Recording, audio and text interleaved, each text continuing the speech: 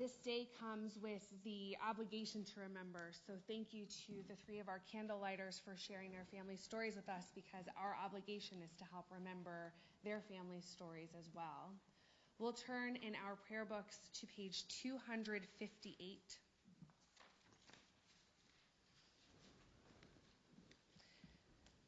We kindle these lights in memory of the 6 million Jews murdered by the Nazis and their collaborators. May the memory of the righteous be for a blessing. Zichronam livracha.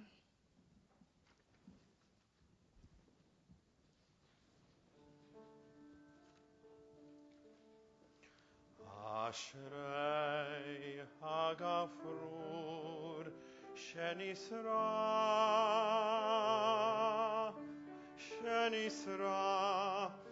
Vehitzit Lehavot.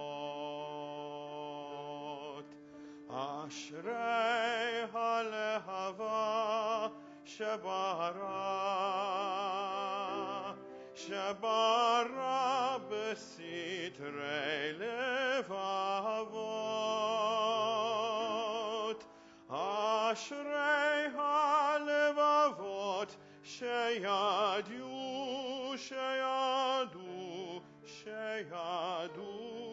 Lahadol Bechavod. Ashrei Hagafrur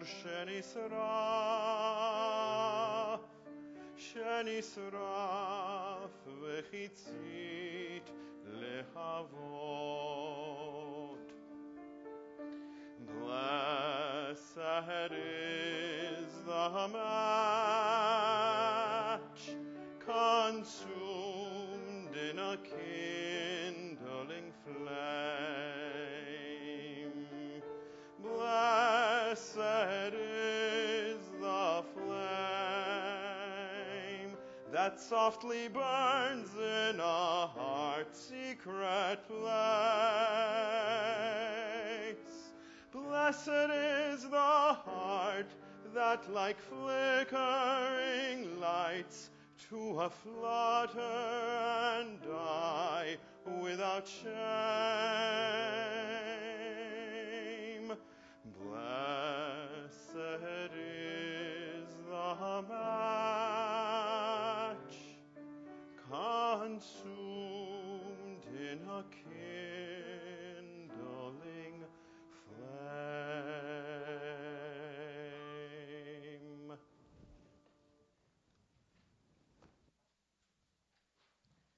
On page 260.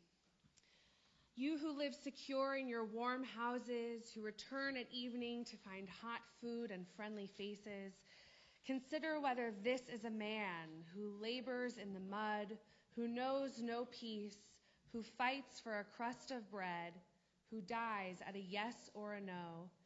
Consider whether this is a woman without hair or name, with no more strength to remember, eyes empty and womb cold as a frog in winter.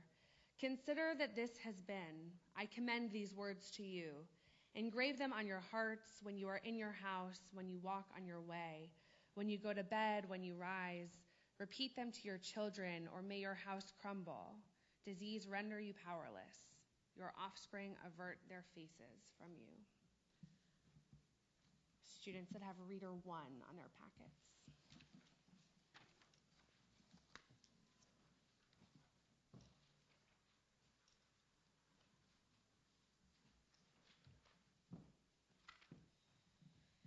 In the presence of eyes which witnessed the slaughter, which saw the oppression that the heart could not bear, and as witness the heart that once taught compassion until the days came to pass that crushed human feeling, I have taken an oath to remember it all, to remember, not once to forget.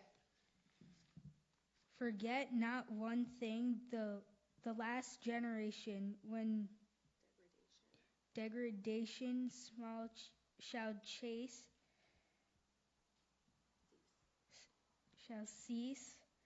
to the last, to its ending, when the rod of instruction shall have come to conclusion, an oath not in vain passed or over the night of terror. An oath not mourning shall see me at flesh pots again. An oath lest from this we learn nothing. We continue on page 389 with the singing of Eli, Eli.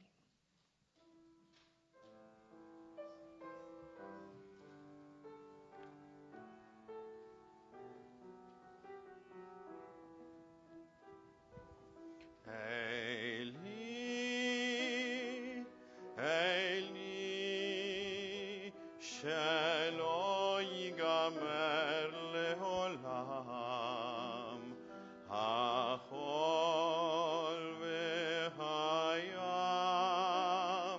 rishru shel shamayim, berak hashamayim,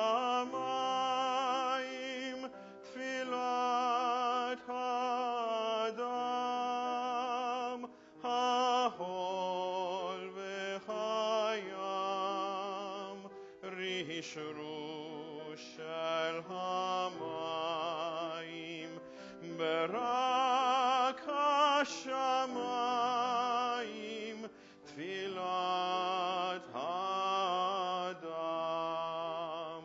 O God, my God, I pray that these things never end. The sand and the sea, the rush of the waters, the crash of the heavens, the prayer of the heart, the sand and the sea, the rush of the waters, the crash of the heavens, the prayer of the heart.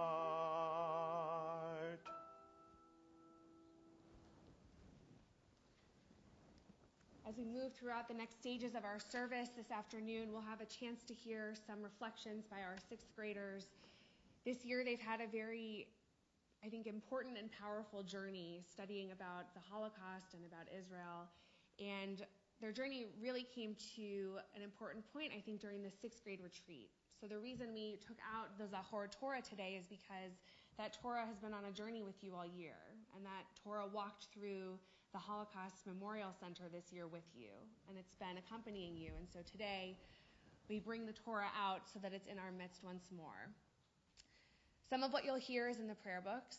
Some of what you'll hear are student reflections that are directed to a marvelous woman named Annie, who is actually such an engaging speaker that on this Yom HaShoah, she had several speaking engagements. So she couldn't be here with us, but we offer her our gratitude, and we'll hear some reflections that our students have about what Annie shared with them. So we turn to page 262 in our prayer books, and I call up readers 2 and 3.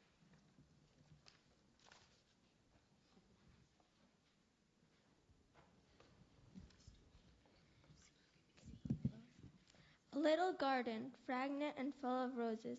The path is narrow, and a little boy walks along it. A little boy, a sweet boy, like that growing blossom. When the blossom comes to bloom, the little boy will be no more.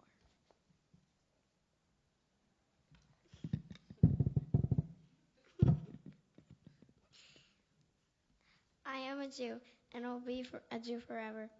Even if I should die from hunger, never will I submit. I will always fight for my people, on my honor. I will never be ashamed of them. I give my word. I am proud of my people, how dignified they are. Even if I am suppressed, I will always come back to life.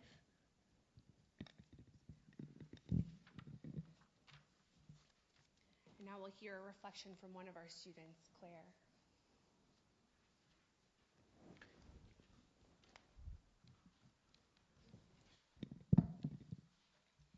Even in times of darkness, there will always be people who will stay strong and fight back.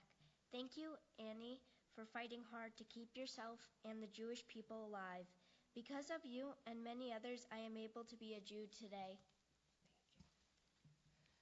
A reflection from David, who's not here with us this afternoon. He writes, "Thank you, Annie, for sharing your story with us. I will always remember how much courage you had. Your story is not only your story, but the story of the Jewish people and all of humanity. Your story, amongst others, tie together to make our history. I have learned so much from you. You've taught me that even in the darkest times, if you keep on fighting, you will make it through." We turn to 263, and I'll call up readers 6 and 7.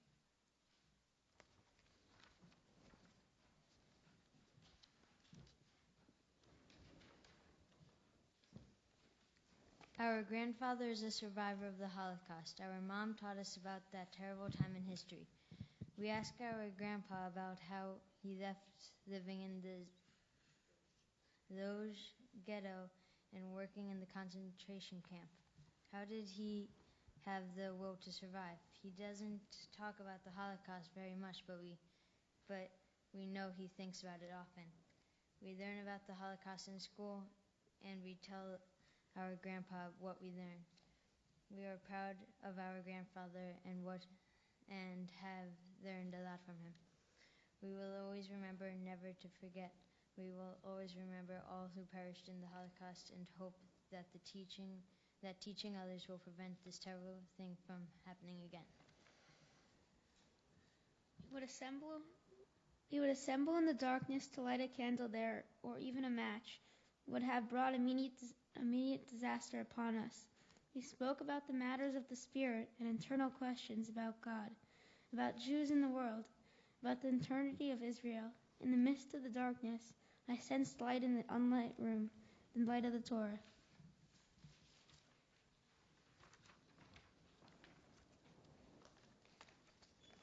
One more reflection from one of our students who wasn't able to be here. She writes, "Annie, thank you for never losing hope.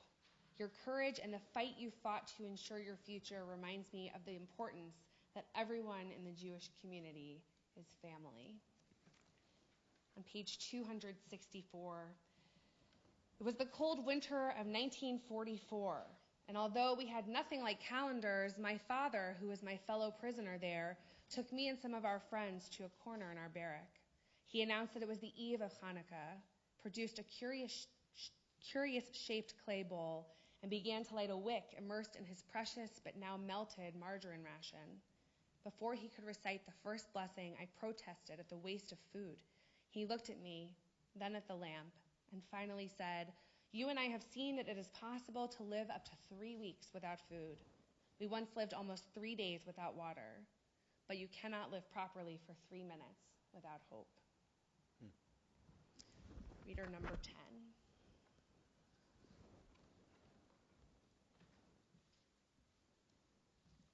One evening when we were already resting on the floor of our hut, dead tired, soup bowls in our hand, a fellow prisoner rushed in and asked us to run out to the assembly grounds and see the wonderful sunset. Standing outside, we saw sinister clouds in the west and the whole sky alive with the clouds of ever-changing shapes and colors, from steel blue to blood red. The desolate gray mud huts provided a sharp contrast, while the puddles on the muddy ground reflected the glowing sky. Then, after minutes of moving silence, one prisoner said to another how beautiful the world could be.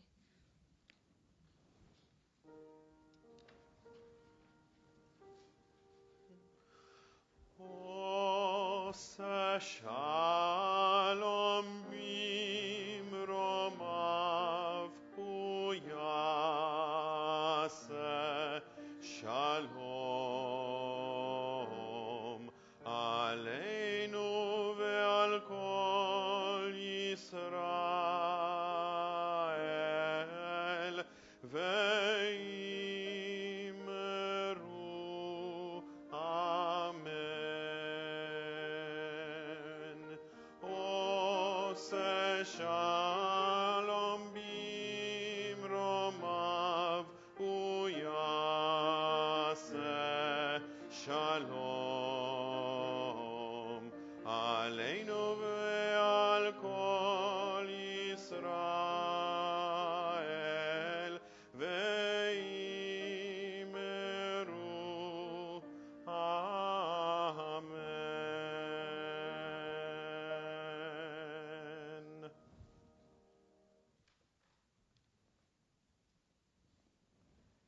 page 265. Readers 11 and 12 can come up. I believe in the sun even when it is not shining. I believe in love even when feeling it not. I believe in God even when God is silent.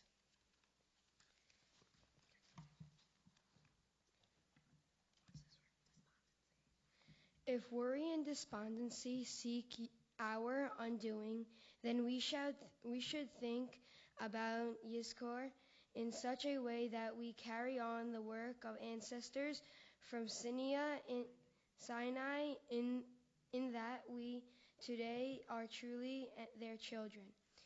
And in the way our parents of the future generations, then the chain does not break and we gain the strength to carry out nobly these historical responsibilities and to thank God sincerely. Yizkor has become the celebration of our soul. Our history is a history of nobility of soul, of human dignity. Together, it is history we have recourse to when attack and calamity befall us. God has led our ancestors from generation to generation. God will guide us and our children's children through these days. We stand before God, strengthened by God's commandment that we fulfill. We bow before God and stand erect before humanity. We worship God and remain firm in all vicissitudes. Humbly we trust in God, and our path lies clear before us. We see our future. To be a Jew is to hold things in a sometimes precarious tension. Weddings, some of the most joyful moments in the Jewish life cycle, are punctuated with the breaking of a glass. While there are many interpretations for why we break a glass, almost every single interpretation comes back to remembering brokenness in the world, even in a moment of unity. At this season, this beautiful sunny springtime, we celebrate our people's freedom, our redemption from Egypt, our chance at a future. As the world comes back to life from its winter dormancy, we find ourselves singing Dayenu. It would have been enough just for God to lead us out of Egypt. It would have been enough for God just to have executed justice on the Egyptians. It would have been enough just to have the sea split for us, or just to be led on dry land. It would have been enough just to have given us Shabbat, or just to have led us to Mount Sinai.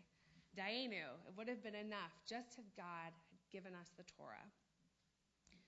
Coming on the heels of Passover, Yom HaShoah is the counterbalance to the joy and exuberance we feel at being redeemed from Egypt. We run into the force of Yom HaShoah with a feeling not of Dayenu, it would have been enough, but a feeling of Apho. Where was God? Where was God in the Nazi political rallies? Where was God in the death chambers? Where was God in the forests of the death marches? Of course, I am not the first to wonder about these questions.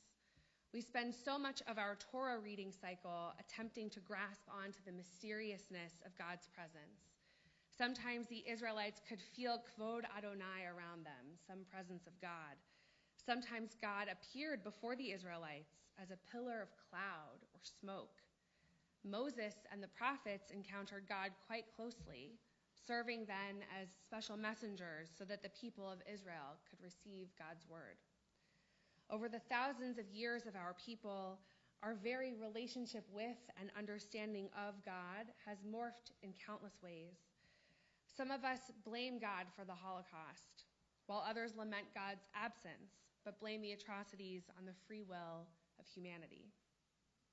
In one Auschwitz survivor's reflection, God was not to blame for the Holocaust. God was, as always, the giver of life. He wrote, "It never occurred to me to associate the calamity we were experiencing with God, to blame God, to believe in God less, or cease believing in God at all because God didn't come to our aid. God doesn't owe us that or anything.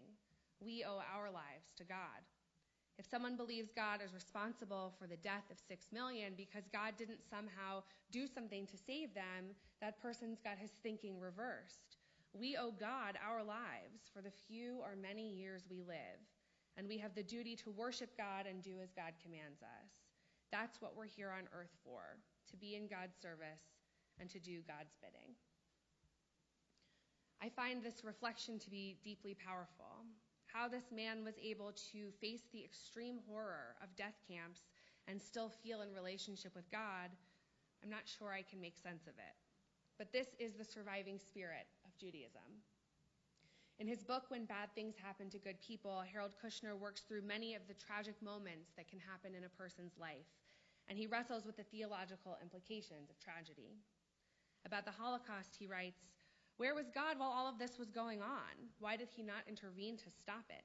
Why didn't God strike Hitler dead in 1939 and spare millions of lives and untold suffering? Or why didn't God send an earthquake to demolish the gas chambers? Where was God?" I have to believe, Kushner says, with German Christian theologian Dorothy Soel, that God was with the victims and not with the murderers, but that God does not control man's choosing between good and evil. I have to believe, Kushner says, that the tears and prayers of the victims aroused God's compassion, but having given man freedom to choose, including the freedom to choose to hurt his own neighbor, there was nothing God could do to prevent it. It's difficult to sufficiently describe the tragedy of the Holocaust. Each generation must now confront its horrors, trying to resonate a love of Judaism and humanity with the pure evil and hatred of what happened to our people. Each generation faces its own atrocities. As we learn and grow, we face things head on, always holding the story of our people to guide and frame our experiences. And through all of the tragedies of anti-Semitism, through the Holocaust and beyond, Judaism has survived. What tools does Judaism give us to face these tragedies? In our biblical narrative, as we see Moses prepare to transition the yoke of leadership from himself to Joshua, he tells Joshua and the people, "Chizku v'imtzu," be strong and resolute. This advice is everything. Joshua and the leaders who followed him would face many challenges and wars and strife, and through it all, they had to be strong and resolute. And so it is with modern Jewry. We must be strong and resolute. At our Passover Seders, we said that each person must see herself or himself as if he or she had personally been redeemed from Egypt. We keep the ancient story of our Israelites alive by retelling it year after year. Well, to be strong and resolute, we must remember the Holocaust as well. Now, as we reflect on the stories of those who perished and those who, against all odds, survived, we must each see ourselves as if this is an embedded piece of our own personal story. Elie Wiesel, Zichrono Livracha, said, "I swore never to be silent whenever and wherever human beings endure suffering and humiliation. We must always take sides. Neutrality helps the oppressor, never the victim. Silence encourages the tormentor, never the tormented." It is precisely because we remember the Holocaust as our very own story that we are obligated to act in this post-Holocaust world. We know that we should never forget, but the United States Holocaust Memorial Museum takes it one step further with their slogan, "What you do matters."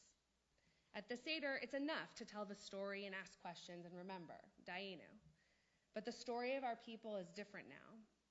When it comes to all people being able to live life safely, what you do matters. When it comes to kids overseas and at home having sufficient nutrition regardless of the neighborhood in which they reside, what you do matters. When it comes to refugee crises, ethnic cleansing, and civil wars here and abroad, what you do matters. It can be scary to act. It can be scary to take a stand. But my charge to you and to all of us is chizku ve'imtzu. Be strong and resolute, because what you do and what you don't do really does matter. We'll turn to page 266 in our prayer books, and we'll recite the words of Al Malei Rachamim, our memorial prayer for the victims of the Holocaust. Please rise.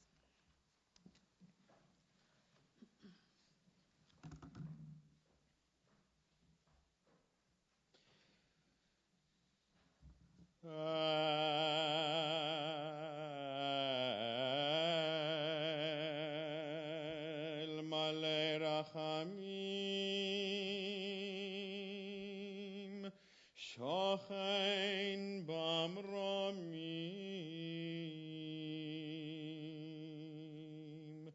המצא מנוחה נכונה תחת כנפי השכינה במעלות קדושים וטהורים כזכר הרקיע מזהירים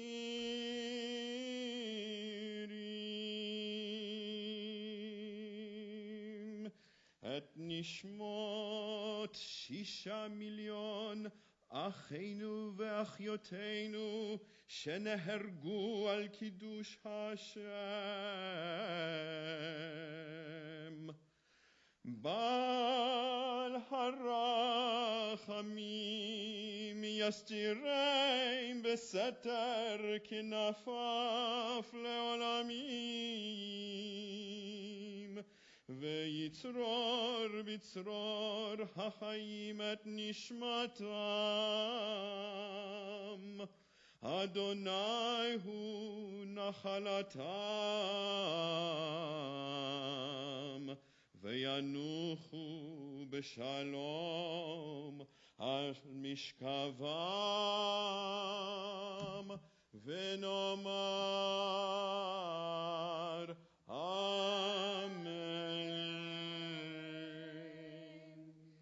Together, fully compassionate God on high, to our 6 million brothers and sisters murdered because they were Jews, grant clear and certain rest with you in the lofty heights of the sacred and pure, whose brightness shines like the very glow of heaven.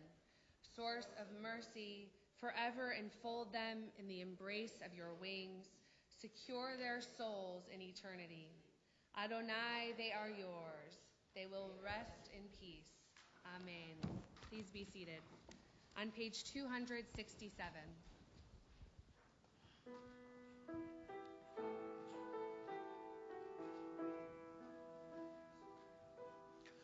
Ani mamin, ani mamin, ani mamin, ani mamin, be'emuna shleima, be'emuna shleima, beviat HaMashiach, beviat HaMashiach, ani mamin, beviat HaMashiach, beviat HaMashiach, ani mamin, ani mamin, ani mamin, ani mamin, ani mamin.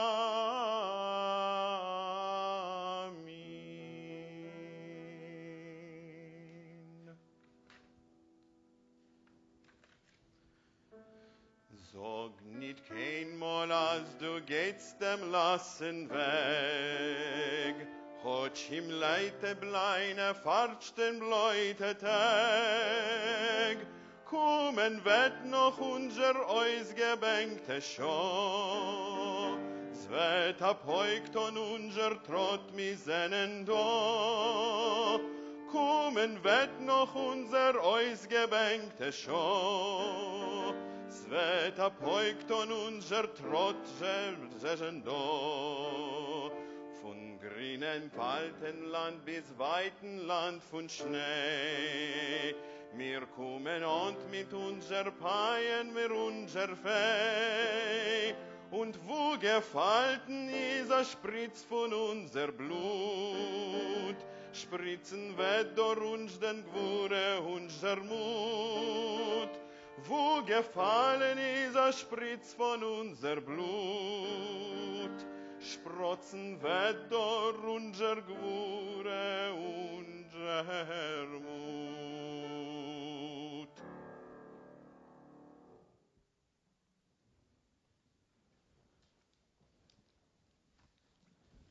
Before we offer the Kaddish, I want to share two reflections that I think connect, for me, the two pillars of this gathering. Both reflections are directly out of the life of Rabbi Israel Meir Lau, who was the former chief rabbi of the state of Israel. He was here in Great Neck about 2 years ago to speak. He wrote a very moving book about his own journey. It's called Out of the Depths. I highly recommend it. And the two reflections relate, first of all, to Israel Meir Lau as a child, as an 8-year-old, a little bit younger than you all, but this is courage. You'll hear it in a moment. And the second reflection will be his expression about his own faith as a grown man and as the chief rabbi of Israel. So I want to first share, I want to explain to you, Rabbi Lau, he was 7.5, 8 years old. He was in the concentration camp, Buchenwald. He's, some believe, the youngest child to survive the concentration camps. And he remembers verbatim, word for word, what he said when a German guard all of a sudden recognized a handful of children who were present. And the German Nazi soldier said, "What are these children doing here? They just cost me money. I have to feed them." And out of who knows where, Rabbi Lau would probably say his courage as a child, his innocence as a child, but his faith as a child as well, this is what he said. In front of the Germans and in front of however many people were there. He doesn't describe the circumstances more than what I've told you. He says this: "Why does the commandant say such things about us children? That we just eat and don't contribute. That we're useless and incapable. For 12 hours a day in the glass factory, I pushed a cart with 60 bottles of water among the furnaces of the glass blowers, into the fire, in and out, in and out. Fill, empty, fill." And that was already a year ago when I was barely 7. Now I'm older and I can do more. I, the youngest, and my friends who are older than I am, we have a right to live too. Imagine. 8-year-old child standing in front of Nazi soldiers. He understood that life was so fragile, and somehow has the courage to offer this speech, which in his book says the greatest speech he ever gave. He's given thousands of speeches, and he says it was the greatest speech I ever gave. Earlier we spoke about the courage of these children, and ultimately we share these stories because we hope for you all, soon to be bar and bat mitzvah, that you'll have courage too, and that you'll use that courage in the most profound and meaningful ways. That's the first reflection from Rabbi Israel Meir Lau. Second and lastly, I want to share a passage that he writes from the introduction of this book. It's about faith, and Cantor Lappin just sang this beautiful, beautiful song. It could move me to tears if he sang longer. Anima amin, I have faith. Who knows what any of us would feel if we had that experience? Who knows? But this is what Rabbi Lau writes in the introduction to his book. The great Hasidic teacher, Rabbi Menachem Mendel of Katsk, he used to say this: "I am not capable of worshiping a God whose every path is clear to me." I'm not capable of worshiping a God who I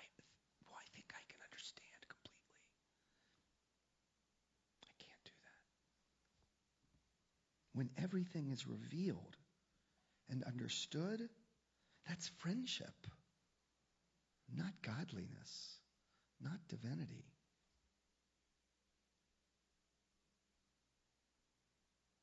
I am a believer. These are his words. I am a believer, and I will remain so until my dying day. I do not believe in coincidence, but in divine providence. The question for which I have not found an answer remains the question of why. Rabbi Mobam offered this. Where to? Why did it have to happen? Why was my brother Milik, may God avenge his death, torn from our mother to go to his death? Well, I was separated from her, and I lived. I will never know. But this will not diminish my faith in the one who spoke and created the world. As we repeat every morning in the prayer service and the prayer Adon Olam, into his hand I will entrust my spirit. Rabbi concludes with this prayer. I conclude with a prayer to the creator of the universe, that nation shall not lift up sword against nation, neither shall they learn war anymore. I pray that no child in the entire world will ever have to traverse the tortured path my companions and I were forced to make until we arrived like children returning home.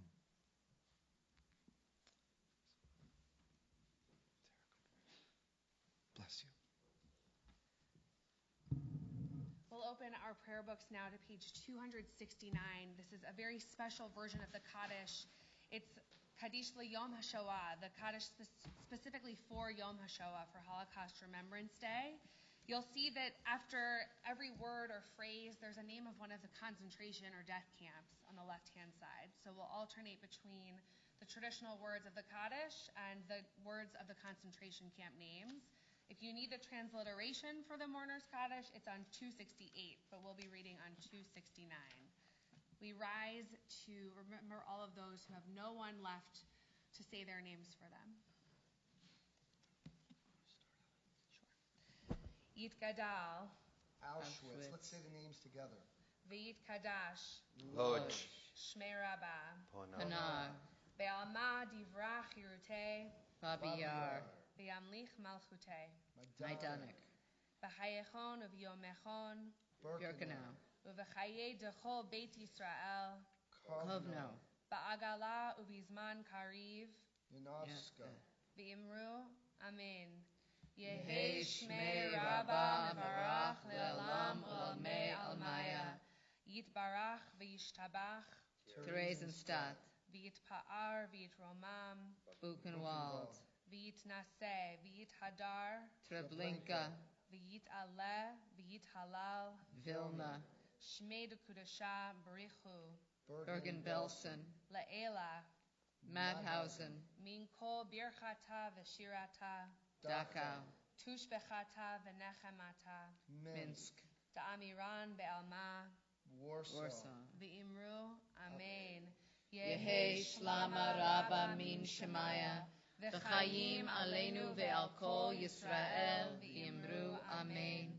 Oseh Shalom Bimromav, Hu Ya'aseh Shalom, Aleinu Ve'al Kol Yisrael V'imru Amen. May we carry forward the memories of those who perished in the Holocaust and remember them among our own. You may be seated. So before we conclude our service in song this afternoon, I want to offer a very sincere thank you to all of our outstanding sixth graders, not only for helping lead our service today, but for the depth of thought and the seriousness with which you have studied Israel and the Holocaust this year. It's really been inspiring to see you on this journey. And to everyone who's here in memory and in support and in community, to our rabbis, to our cantor for helping out with the service. And we'll close with a song of hope, because after all, we hold things in tension. We'll turn to page 393, and we'll sing Lu Yehi, may all that we ask for come to pass. 393.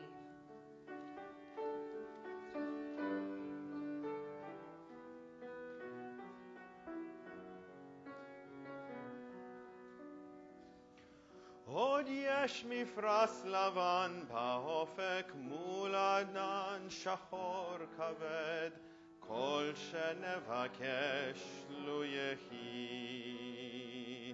ואם בחלומות הערב או ההגרועד, כל שנבקש לו יהי. לו יהי, לו יהי, אנא לו יהי, כל שנבקש לו יהי. לו יהי, לו יהי, אנא לו יהי, כל שנבקש לו יהי.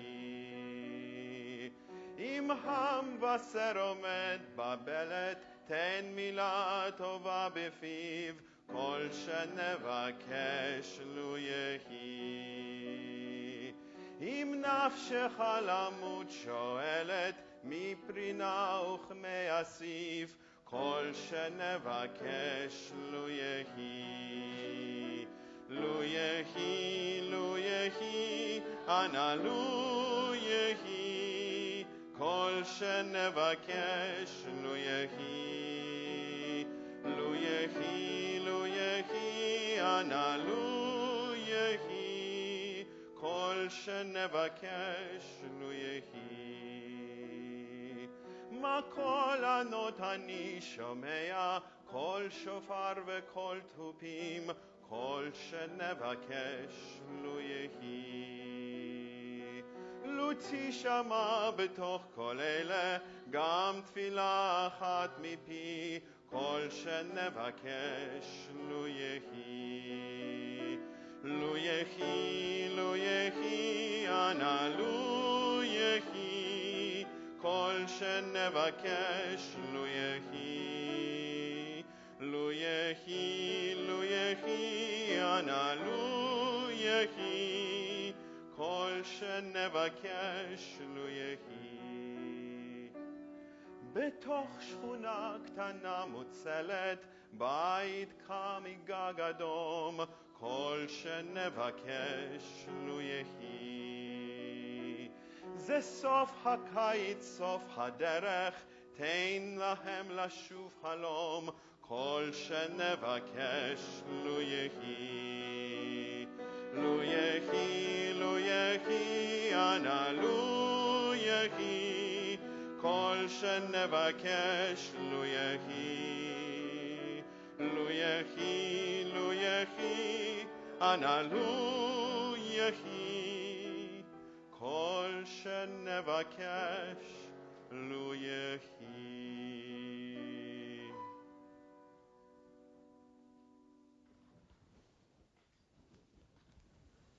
And of course, this just begins Yom HaShoah, Holocaust Remembrance Day, and just you can have, so you're aware, and anyone you speak to, the Ruden Chapel will be open all day tomorrow, 9 to 5, for just silent reflection and personal time. This concludes our service.